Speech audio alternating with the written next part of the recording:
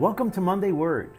You know, one of the most dangerous things in life is getting used to things that you and I were never supposed to get used to. I mean, think about it. People get used to living with stress. We get used to being frustrated, living with things that, in all honesty, were never meant to become permanent. And little by little, you know, what once bothered you, all of a sudden doesn't bother you anymore.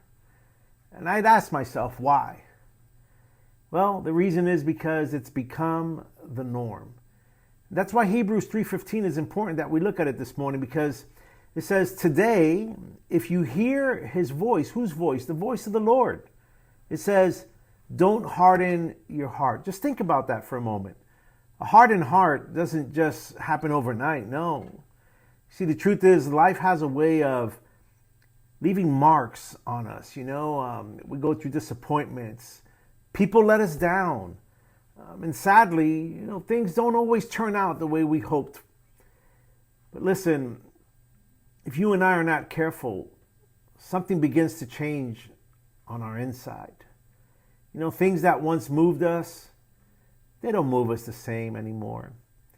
That's why we have to pay attention to our hearts. Because listen, the Lord never intended for you and I to become indifferent to his voice.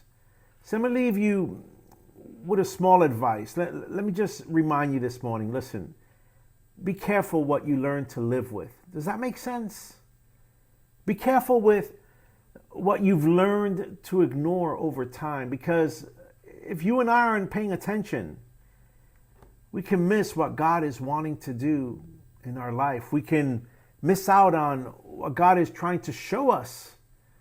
You see, your heart can stop responding the way it once did. And listen, remember, that doesn't happen overnight. It happens little by little. And that's exactly what Hebrews is warning us about. It's telling us today, if you hear his voice, don't ignore it. God bless you.